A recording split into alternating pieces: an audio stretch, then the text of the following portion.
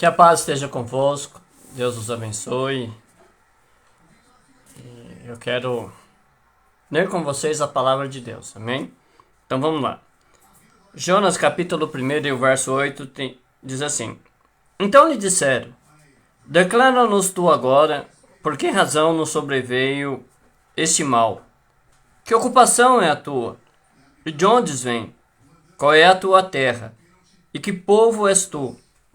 Ele lhe disse: Eu sou hebreu, e temo ao Senhor, o Deus do céu, que fez o mar e a terra seca. Irmãos, algumas pessoas me conhecem, não muitas, mas algumas pessoas me conhecem, e algumas pessoas conhecem um pouco da minha história. E eu não vou aqui contar minha história hoje para vocês, mas deixa eu esclarecer alguns assuntos para vocês. Bom, quem me conhece sabe que eu moro na cidade de Francisco Morato, no bairro do Jardim Alegria, e que eu sou pastor evangélico. Eu estava congregando com os irmãos da Assembleia de Deus Aliança Eterna. Quando eu cheguei aqui no Jardim Alegria, são uns 15 anos atrás, eu fui congregar na Santuário de Deus, saí algumas vezes, voltei. E hoje eu não congrego mais lá. Mas tanto quanto eu saí do santuário, quanto eu me desliguei da Aliança Eterna, eu fiz isso conversando com os pastores, né? Conversei com o pastor Oswaldo que eu ia me desligar do santuário, como eu fiz sempre. Comuniquei para ele as ações que eu tinha e agora eu comuniquei para a pastora Cibele o porquê que eu me desliguei de lá. Inclusive até o pastor Kleber foi comunicado que eu também iria deixar a igreja, né? Tudo para que fosse feito de uma forma que, se alguém tivesse dúvida, pode ir atrás, né? E pode perguntar: não, isso é verdade, foi assim mesmo, ele saiu com confusão. E graças a Deus eu ainda tenho comunhão, né? Tenho certeza que se eu for congregar lá, serei super bem recebido, porque não houve nenhuma confusão, não houve nenhum atrito, né? Eu tenho a minha consciência tranquila de que eu saí sem rebelião nenhuma, eu estou em paz comigo, estou em paz com Deus, estou em paz com os irmãos também. Mas quem me conhece mais intimamente sabe que antes de eu mudar aqui para o Jardim Alegria, ainda quando eu morava em Taipas, eu congreguei na Fonte do Clamo com o pastor Romildo, né, e também saí de lá sem nenhuma confusão. Só que houve um período em que um grupo de irmãos se uniu e nós tentamos abrir numa igreja, não é? A gente se uniu, fizemos as reuniões, procuramos o contador, demos entrada na petição para que fosse criada, né, a pessoa jurídica da igreja. E esse processo demorou um tempo, que foi nesse intervalo que eu mudei para cá, e por conta dessa demora, os irmãos se dispensaram para não ficar sem congregar, né? Cada um foi procurando um lugar para congregar, e houve algumas situações que nos separaram, né? E hoje alguns estão congregando, né? Outros não, mas a maioria estão congregando, graças a Deus. E aí eu descobri que, na verdade, não adianta deixar o CNPJ parado, porque isso gera dívida, né? Você não faz as declarações, mas gera dívida de... Tem um nome correto, se eu lembrar depois eu falo. É quando não tem atividade e você tem que pagar uma taxa por isso. E aí, alguns anos atrás, eu fui mexer no meu CPF, descobri que tinha essas dívidas coligadas, né? Porque na época que foi feita essa tentativa, a gente fez e na verdade eu fiquei representando como presidente, então o CNPJ está vinculado ao meu CPF. E aí eu paguei as dívidas que tinha naquela época e pensei em abrir, mas acabei não levando isso muito a sério. Enfim. Só que aí eu passei esse período todo com uma dúvida, né? E que dúvida é essa? A dúvida de abrir ou não algo físico desse ministério. Porque se eu não for abrir, na verdade eu tenho que encerrar, porque você vai gerando dívida por nada, né? É só um dinheiro que está indo embora sem nenhuma utilidade. E se eu for abrir, precisa-se então pensar em como isso vai ser feito. E aí eu estava há pouco tomando banho, pensando sobre isso, e senti de fazer essa live para explicar isso para vocês, certo? Por quê? Porque assim, a minha decisão diante de tudo isso, ela é meio que, como é que eu posso dizer assim, ainda indeciso, né? Ainda não tomei essa decisão corretamente. Vamos lá, para ser bem sincero com vocês, porque na verdade é para isso a live, para ser sincero, para esclarecer. Então deixa eu falar um pouco de qual era a visão que a gente tinha quando a gente se uniu para poder criar isso, né? Qual era o sonho, qual era as perspectivas que a gente tinha. A gente não queria mais uma igreja, né? A gente não queria que fosse mais uma igreja, mas a gente estava se organizando para poder manter isso, né? Para manter um trabalho. Existem as leis federais, né? As leis brasileiras, ela exige que um grupo que se organiza, um grupo que vai conviver, né? Vai ter esse grupo por mais de um momento, que tenha-se as regularizações, né? Segundo as leis, dos artigos, dos códigos todos, para que a gente possa funcionar de acordo com a lei e não ter problemas legais depois. Então, a gente se reuniu e a gente tinha uma proposta do seguinte, não era só mais uma igreja. A gente queria uma igreja, né, uma comunidade que pudesse expressar o amor de Deus, né? Com a visão que a gente tinha de assistência social, de estudo da palavra. Havia, dentre esses irmãos, algumas pessoas que tinham provado, né, algumas situações difíceis na vida ministerial acerca do ministério por conta de abandono, né? Não tem nem como esconder isso, né? Se você conhece 10 pessoas que saíram da igreja, pelo menos 8 vai te dizer coisas semelhantes, assim, que se sentiram abandonadas, que passaram pelo processo e não houve quem fosse buscar, né? Ainda hoje tem pessoas que se queixam de que saíram da igreja e que não houve uma procura de um pastor ou de alguém que representasse a igreja para saber o porquê, o que aconteceu, qual é a situação que estava, né? Que mantivesse. Geralmente você se desliga de uma igreja e, como diz meu neto, meio que você se torna inimigo dela, né?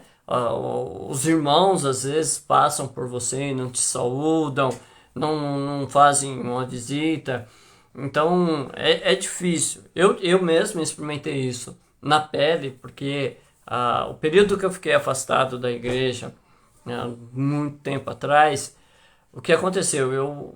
A gente tinha muitos conhecidos na época e eu tive o desabor de ver pessoas, sabe, atravessarem a rua, literalmente, irmãos, atravessarem a rua para não me saudar, ver que eu estava de um lado da rua subindo, né? Isso acontecia muito ali na ladeira da Coab de Taipas, e às vezes eu ia subindo e as pessoas vinham descendo, não tinha como evitar, mas elas atravessavam a rua para não me saudar.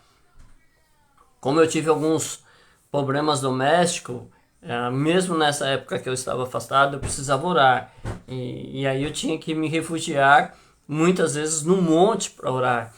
E as pessoas que já me viram orar no monte, elas acham que dá para ser facilmente identificado quando eu estou orando, né?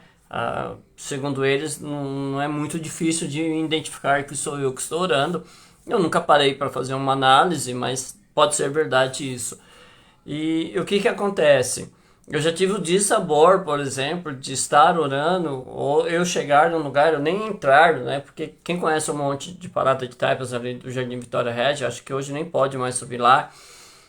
Quem conheceu sabe que tinha um monte, tinha vários, né, espaços de oração. E nessa época em que eu ia orar e que eu não estava em comunhão com a igreja, e eu subia para orar, e eu sempre respeitei isso, né? Eu não ia até os irmãos, né? Eles oravam lá e eu ficava de cantinho orando. Mas às vezes era o lugar mesmo que a gente já tinha o costume de orar. E às vezes eu começava a orar e ao erguer minha voz, eu via os irmãos, sabe, trocar de lugar ou irem embora porque eu tinha chegado. E a proposta que a gente tinha era justamente não acontecer isso no meio dessa comunidade, né? Não era uma nova visão, não, é a visão antiga da Bíblia, isso, né? O que Jesus ensina na Bíblia, isso, e que às vezes a gente se esquece. Então, a visão era essa. A visão era criar uma comunidade biblicamente forte, biblicamente alicerçada, onde o amor de Deus não fosse apenas a pregação, mas o convívio diário, né? Depois a gente lê Atos dos Apóstolos, você vai entender isso quando você lê os primeiros capítulos, você vai ver como é fácil compreender qual era a visão que a gente tinha naquele tempo. E como isso foi acontecendo, isso foi se dissipando, então a gente ficou. Então hoje a proposta seria a mesma, não é? A gente vive um tempo difícil do Evangelho, onde muita coisa acontece, onde muita coisa...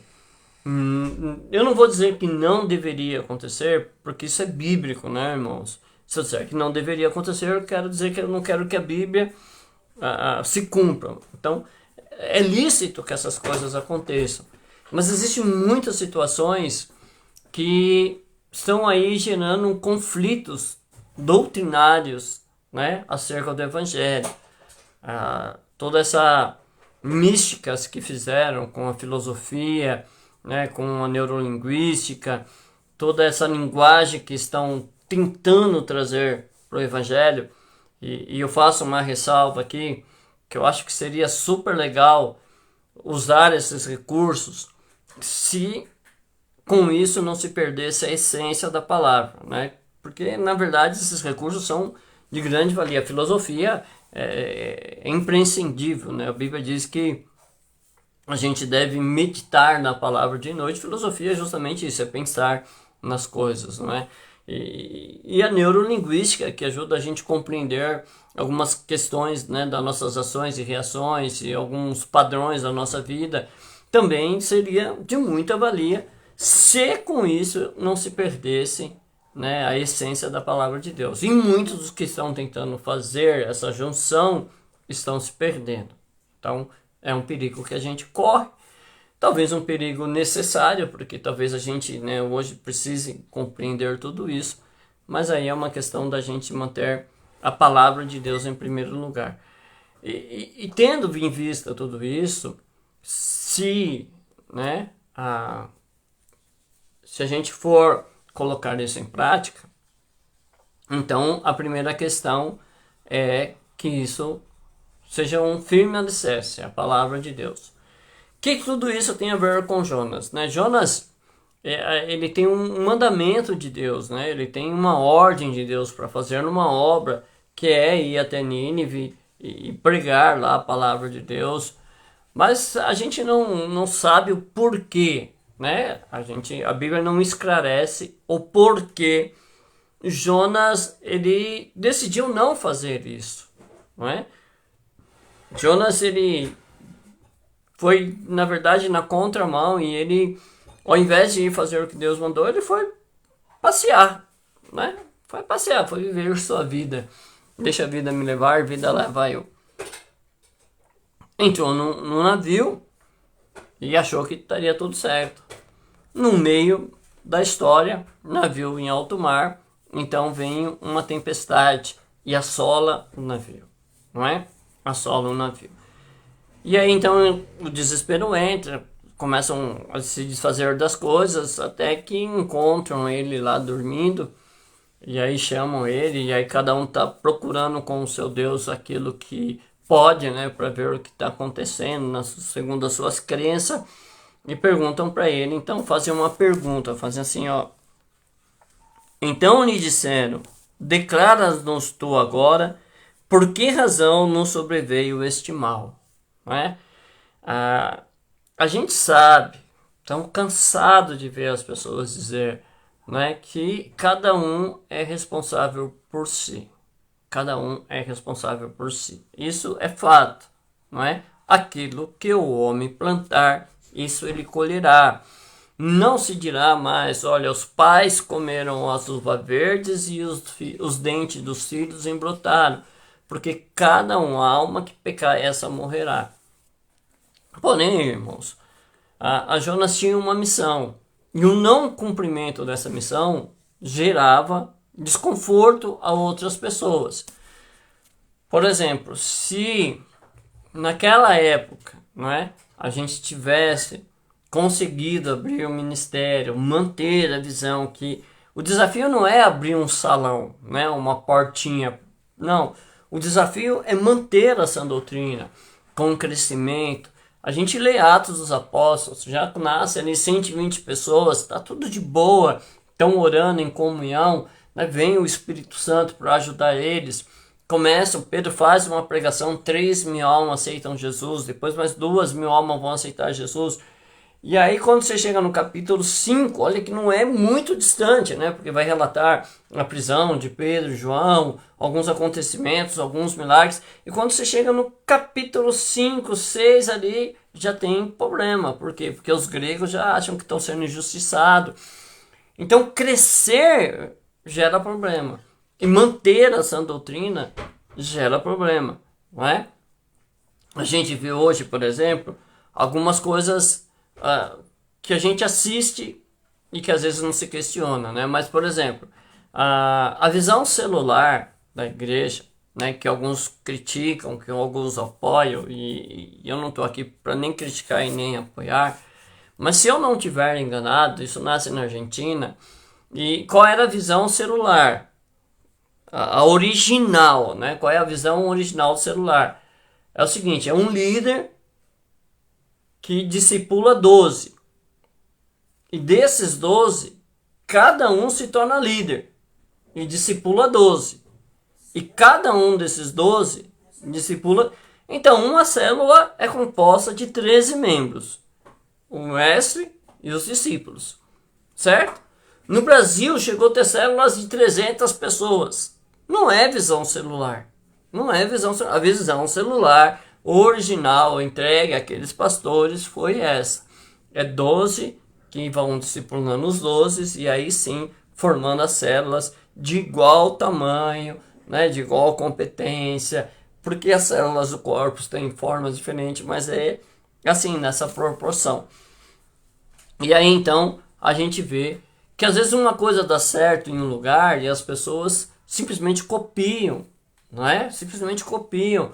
Eu poderia colocar isso as mudanças das cores, né, da igreja, que alguém fez. E eu não estou aqui também para julgar se é certo ou se é errado. Cada um faz o que quer da vida. Alguém fez, alguém pintou, né? Por exemplo, a gente sabe que hoje a cor mais famosa da igreja é o preto, né? A igreja das paredes pretas. Deu certo, tranquilo. Mas será que Deus queria que todas as igrejas começassem a pintar as suas paredes de preto, seguir essa visão? Ou será que foi uma estratégia para um ministério, para um grupo específico, e este Deus honra, não é? Porque deu essa direção, mas e os outros, que são só cópia? Entendeu? Então manter essa doutrina é difícil. Eu me lembro que há muito tempo atrás, muito tempo de verdade, eu ainda era solteiro, eu fui ajudar uma igreja que estava fazendo reforma, né? É uma igreja grande, um ministério grande, e eles estavam fazendo reforma ali em Parada de Taipas, e eu fui ajudar eles, né? Eu sei passar tinta na parede, eu sei fazer algumas coisinhas, e eu fui lá ajudar eles lá nessas reformas, estava ajudando. E os dias que eu ia, eu almoçava lá, né? Eles proporcionavam almoço para nós, para quem estava envolvido na obra. E antes de almoçar, eu ia até o templo, que ficava com a porta aberta, né? Lá tinha o templo e tinha algumas áreas em volta da igreja, assim, em volta do templo, né? Onde se tinha o bazar, onde se tinha a cozinha. Era uma estrutura bem grande, assim, né? Então, a gente almoçava no refeitório, mas o templo era separado. E eu ia até o templo para orar. Eu ia para orar, e aí então eu dobrava o meu joelho. Eu gosto disso, não estou dizendo que é regra para ninguém, mas eu gosto de orar com os joelhos dobrados de frente para o altar. Até porque eu aprendi assim, e eu não vejo mal em fazer de qualquer outra forma, mas é uma coisa minha, né? Me traz as lembranças do primeiro amor, me traz a lembrança do meu aprendizado, e eu gosto de manter isso, né? Então, se um dia você chegar em algum lugar que eu estiver e eu ter a liberdade de me ajoelhar de frente para o altar, é assim que você vai me ver. E fiz isso por algum tempo, e um dia a pastora olhou e viu eu orando lá, né? Ela chegou nesse dia, era uma quarta-feira, nesse ministério tinha um trabalho à tarde, né, com as irmãs, e ela chegou e me viu. E aí depois acabamos lá a obra e estava tendo culto, eu fui, encostei na porta para assistir, para ver a pregação, e antes dela pregar, ela falou uma coisa, falou assim, a gente fala que é religiosidade, ajoelhar para orar, mas não ajoelhar também é. Então, eu queria convidar você a dobrar o seu joelho hoje para a gente orar, né? Eu fiquei olhando aquilo, porque alguém diz assim, eu não gosto de orar ajoelhado, eu vou falar que não é, e vai, e as pessoas vão seguindo, mas sem entender se faz sentido ou não. Então, é muito difícil manter a visão que Deus te deu para o seu ministério, né? Algumas igrejas se perdem, haja vista, né? Eu vi uma reportagem, se fake ou não, eu não posso te dizer, mas tem toda a característica de ser uma reportagem fiel, né? De um presidente de uma das maiores igrejas do Brasil, e que ele declara o seguinte: eu olho para a igreja, não vou dizer o nome, eu olho para a igreja hoje e eu não a reconheço. E é o presidente desse ministério, né, que é nacional, acho que até fora do país tem, e ele diz: eu não reconheço, né? Por quê? Porque mudou tanto que ele não consegue reconhecer. E se você tiver aí um conhecido que tenha mais de 30 anos no evangelho, você senta e conversa com ele, você vai ver as mudanças como era e como foi muito além do que se podia ser. Então, ele vai, se a gente tivesse começado isso, talvez a gente tivesse ganhado muitas almas, né? Porque a gente gosta, né, de ver pessoas que precisam do evangelho, que é as pessoas que são oprimidas, né, não só pelo governo, não só pela sociedade, mas pela própria força do mal, né? A gente acredita nessa existência do mal, dos anjos maus, né? A gente acredita muito nisso. Então a gente acredita que parte desse sofrimento tem uma influência maligna, né? A Bíblia vai mostrar isso também claramente. Então a gente poderia ter salvado muitas pessoas que são dependentes químicas, a gente podia ter curado muitos enfermos, a gente podia ter tirado muita gente da ignorância, principalmente da ignorância religiosa. Hoje a gente poderia já ter uma estrutura que a gente pudesse ter casas de recuperação, que a gente pudesse ter já uma escola. Já faz acho, 15 anos ou mais que a documentação saiu. Então a gente já poderia em 15 anos ter condição de ter aberto uma escola para ensinar aos nossos filhos a academia sem a influência, né, daquilo que a gente acha que os nossos filhos devem ser protegidos. Enfim, a gente poderia ter alcançado muita gente e feito muito benefício. A gente poderia ter matado muita fome, a gente poderia ter libertos muitos cativos, mas a gente não fez. Então, se há sofrimento na terra, pode ser que a gente seja culpado, ou melhor, pode ser que eu seja culpado por não ter feito aquilo que eu devia fazer, e o meu erro pode ter gerado dor e desconforto a muita pessoa, certo? E aí eles perguntam, e depois ele vai perguntar, ó, qual é a sua ocupação, de onde você vem, qual é a tua terra e de que povo tu és. E aí ele diz assim: eu sou hebreu, E temo ao Senhor, o Deus do céu, que fez o mar e a terra seca. Veja como às vezes a gente pode entrar nos conflitos, né? Porque ele diz assim, eu temo a Deus, eu temo ao Senhor, mas ele não está obedecendo ao Senhor, não é? Aquele mal está sobrevindo justamente por causa da sua desobediência. Então eu posso dizer, eu sou crente. E aí eu me lembro de uma pregação do meu amigo Eliseu, né? Eu não sei se ele vai lembrar disso, a gente teve a honra de ver ele pregando, também não me lembro quanto tempo atrás, mas faz muito tempo. Ele estava pregando na Fonte do que Clama, do Ministério Taipas, estava com o pastor Romildo. E na época, Deus deu de ele contar parte do seu testemunho. E ele estava dando um testemunho muito parecido com isso, né, do que eu estou falando para vocês. Ele falou assim, ó, Deus queria que eu fosse para Araraquara, que é onde ele reside hoje, graças a Deus. E graças a Deus, Deus tem honrado ele lá, na verdade. E ele tinha uma briga aqui em Parada de Taipas, lá no Parque Taipas.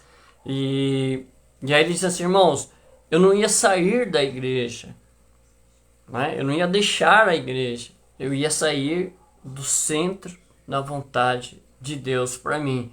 E graças a Deus aconteceu lá alguma coisa no Parque Taipas, o seguro que ele tinha lá já não tinha mais, ele teve que ficar lá para Araraquara e nós louvamos a Deus por isso também, né? Não pela desgraça, mas graças a Deus não teve perdas de vidas nem danos maiores, então a gente louva a Deus sim por isso, porque lá o servo de Deus tem crescido na graça e no conhecimento do nosso Senhor Jesus Cristo.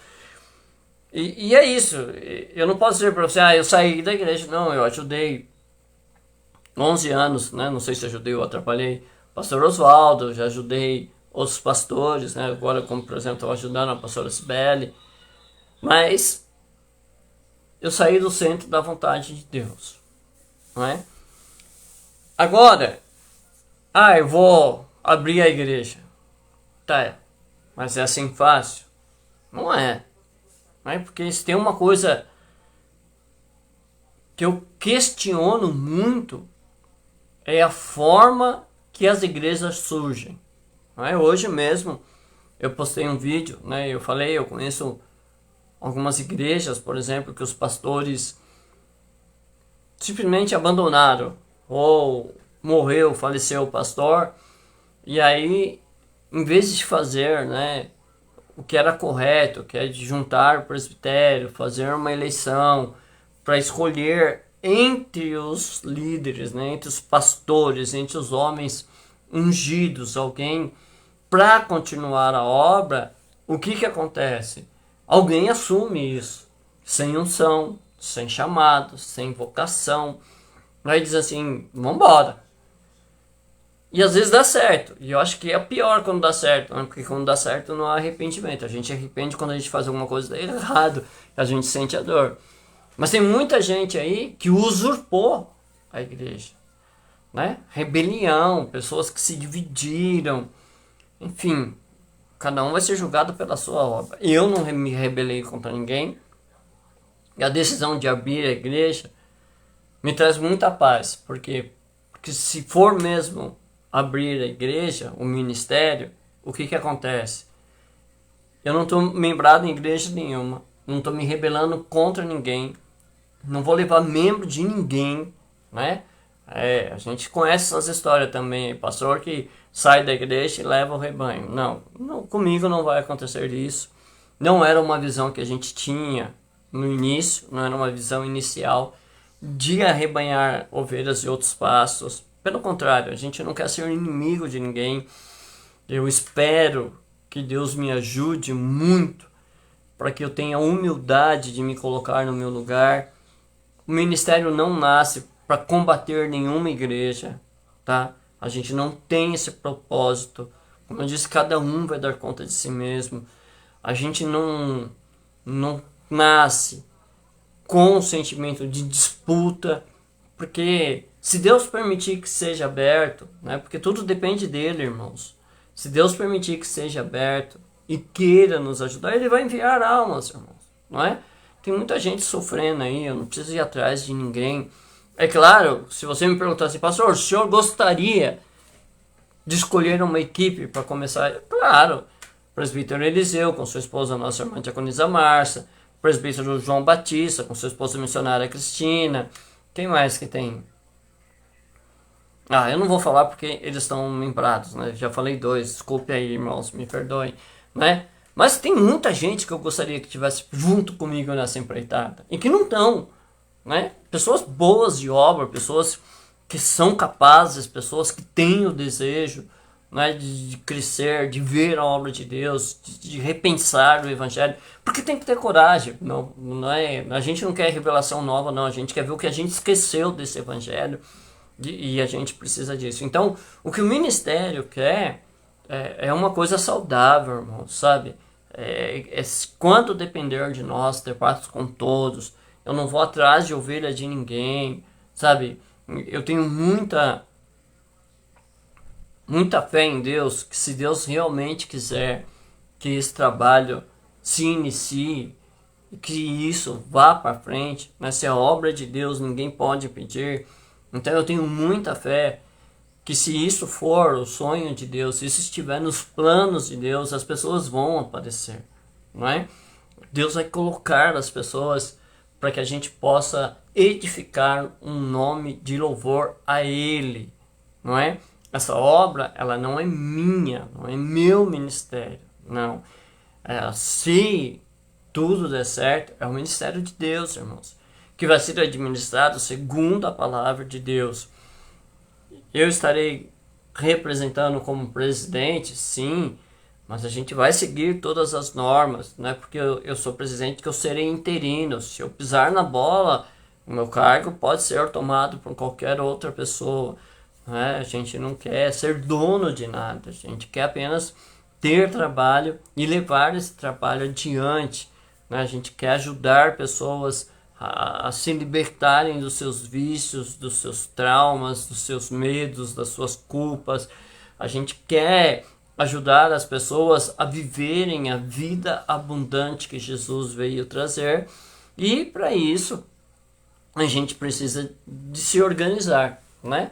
Até mesmo a Bíblia diz que devemos fazer tudo com ordem e com decência. Bom, eu acho que os irmãos compreenderam, né? Então, agora deixa eu fazer um pedido para os irmãos. É o desejo do meu coração, irmãos, tirar esse projeto do papel. É o desejo do meu coração, tá?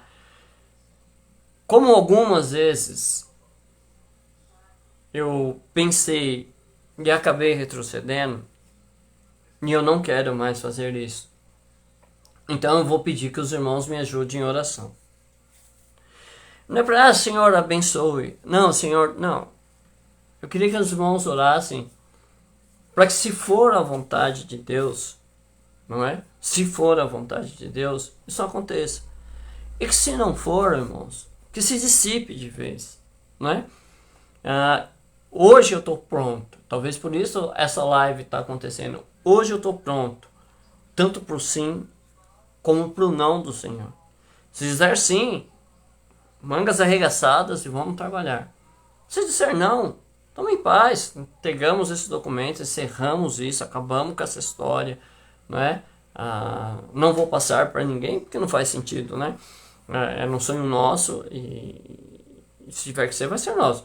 Ou então se fecha isso, eu vou na Receita Federal, vou procurar ver o que precisa para encerrar e ponto final. Eu congrego em qualquer outro lugar. Eu não preciso da primazia, eu não preciso estar sentado na cadeira de Moisés. Quem me conhece sabe disso, eu não preciso aqui ficar, sabe, falando de mim, não é? Quem me conhece sabe e isso é o que basta.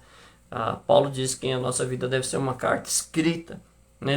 Uma carta lida por todos, uma carta escrita pelas mãos de Deus. Então, a minha vida é assim, eu não preciso me justificar e nem apresentar meu currículo para você. A não ser que você queira, me procure e eu faço isso também, não tem problema nenhum.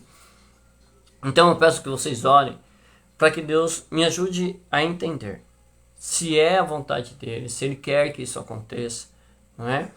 Ou se quer que não. Porque a partir desse ponto é que depende tudo. Por quê? Porque aí eu preciso começar a orar. Eu já procurei um contador esses dias, né? precisa de um certo valor por conta dessas declarações que não foram feitas. E se isso for verdade, eu vou precisar de ter um contador contínuo, né? Eu já até conversei com o contador, que foi a minha pastora Cibele, né? Que eu estava ajudando, que me indicou, que faz o trabalho lá junto com o ministério dela. Então, se for possível, se for verdade, eu vou precisar criar essa estrutura. E claro, eu vou precisar, né? Se os irmãos me ajudarem em oração e Deus dizer, olha, Alexandre, vou te dar uma oportunidade. Eu vou depois precisar que os irmãos nos ajudem a orar para que as pessoas unam-se, né? Unam-se para que as pessoas façam parte disso, porque o ministério precisa ter uma direção, né? Uma diretoria, precisa ter ordem, o estatuto. Eu puxei alguns estatutos da internet, eu estava meio que mesclando eles assim, e Deus disse para mim que não, né? Ou melhor, não vou nem colocar Deus nisso, né? Para depois não ter que correr o risco de blasfemar contra o nome dele. Mas eu senti que não, né? Eu vou estudar eles, mas se esse ministério vem com uma visão nova, ele tem que ter o seu próprio estatuto, né? Para a gente fazer a sua própria organização, ser independente, né? De verdade. Então, a gente está se preocupando com isso, eu já estou estudando essas coisas para poder fazer. Como eu disse, eu estou pronto. Se Deus quiser, é agora, vai ser agora. E se Deus quiser não, também estou pronto a abrir mão. Mas eu gostaria de fazer, né? Eu gostaria muito que Deus aprovasse isso, para que a gente pudesse não ter só congregação, né? O problema não é criar igreja, a congregação da igreja. O problema é ter uma comunidade firme na palavra, onde se possa perceber amor, compaixão, misericórdia, onde ninguém precise vir armado, nem com armas, nem com escudos, né? Onde as pessoas se sintam verdadeiramente amadas por Deus, onde a gente possa criar possibilidades de alimentar famintos, né? A gente mora num lugar onde existe muita necessidade ao redor, e a gente sabe disso, irmãos, a gente tem consciência disso, que tem pessoas em situações difíceis no Brasil, e a gente precisa, como igreja, criar condições de ajudar essas pessoas. A gente tem as casas de recuperação, você que talvez nunca participou de um trabalho como esse, você que nunca foi conhecer uma casa de recuperação, ou teve uma experiência com isso, é difícil, irmãos, uma casa de recuperação. É difícil lidar com o adicto, né? É difícil você criar ali um projeto. Então, às vezes os irmãos tentam e também não conseguem. Lembra que eu falei que é difícil manter a visão? É difícil, irmãos. Então, às vezes os irmãos começam bem, mas atravessam problemas. É difícil porque você não tem apoio do governo, porque você não tem apoio da sociedade. Nem as igrejas muitas vezes apoiam, irmãos. São irmãos que vão ajudando, graças a Deus. Às vezes a gente consegue apoio de instituição, né, que nem são cristãos, mas que estão dispostos a ofertar lá mantimento para fazer a organização. Então, é muito difícil você manter uma casa de recuperação. É difícil manter os obreiros que estejam dispostos a trabalhar com os adictos, e é difícil manter a ordem. Então, às vezes você foi num lugar e deu problema. Você acha que tudo é igual. E a visão do ministério é não ser igual. A gente não quer ser igual a ninguém. Existem muitos bons exemplos. A gente louva a Deus por muitos trabalhos que nós conhecemos na Missão Sena, da Igreja Batista, da Igreja Congregação Cristã, né? Então a gente conhece alguns trabalhos, né? Há pouco nós conhecemos o trabalho da pastora Jaqueline, a gente conhece a casa da pastora Cida, a gente conheceu esqueci o nome daquela pastora que tinha uma casa, ela tinha 2 apartamentos bem na Cracolândia, e ela pegava, acho que é Neide o nome dela, ia lá na Cracolândia, evangelizava, levavam para uma triagem nos apartamentos, depois levavam para uma chácara em Juquitiba, então em Cotia. Então é muito legal, tem muita gente boa trabalhando, né? E a gente quer isso. A gente quer chamar essa responsabilidade, mas a gente quer intervir, a gente quer poder entregar cesta básica às famílias carentes, a gente quer criar condições de trazer cultura, de trazer investimentos, né, na educação das nossas crianças. A gente vê que muitas vezes o filho do crente, ele não tem um alicerce na sua infância, não é? Ele vai para a igreja porque o pai vai, mas chega na igreja, não tem educadores infantis. Então ele fica ali no culto, mas tem que aprender, tá, tem que aprender. Mas às vezes o pai já não vai às 7, o culto começa às 7h30, ele já não vai às 7h30 porque ele não tem paciência da oração, né? Às vezes chega às 8, 8h30, porque ele só quer ouvir a palavra mesmo. Imagina uma criança, né, que tem muito mais energia para gastar se colocar uma criancinha sentada.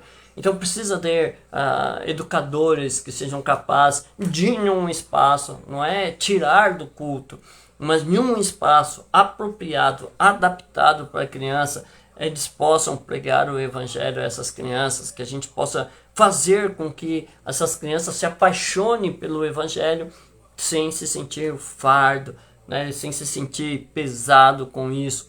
A gente precisa ter condições de ter dentro das igrejas algo que atraia os adolescentes, os jovens, irmãos, porque as crianças elas vão para a igreja e cantam felizes, mas quando começam a ser adolescentes, eles começam a ficar com vergonha dos seus amigos da rua, eles começam a ficar envergonhados com os amigos da escola. Por quê? Porque eles não sentem prazer, eles não se sentem importantes, eles não se sentem dignos, né? Então eles se acham inferior do que as pessoas que estão lá no mundo, e a gente precisa mudar essa visão, mas isso só acontece se tiver um trabalho muito sério, não é? Um trabalho muito sério para que se possa levar isso adiante. Então, meus irmãos, eu queria pedir que você me ajudasse em oração também. A visão é essa, é se unir para fazer com que o reino do céu seja estabelecido sobre a face da terra. Eu queria então mais uma vez pedir, me ajude em oração, tá bom? Eu quero fazer, mas eu preciso primeiro da aprovação de Deus, né? Primeiro da aprovação de Deus, e segundo dos irmãos que sentirem o chamado de Deus para isso, para que a gente possa junto fazer isso. Eu quero agradecer a você que teve a paciência de me ouvir, né? Mais uma vez pedindo, não esqueça de apresentar essa causa ao Senhor, e Ele é o sabedor de todas as coisas, Ele sonda o coração de todos os homens e conhece tudo, e Ele pode então dar a resposta certa. O homem faz muitos planos, a resposta certa vem da boca do Senhor. Que Deus abençoe, fique em paz.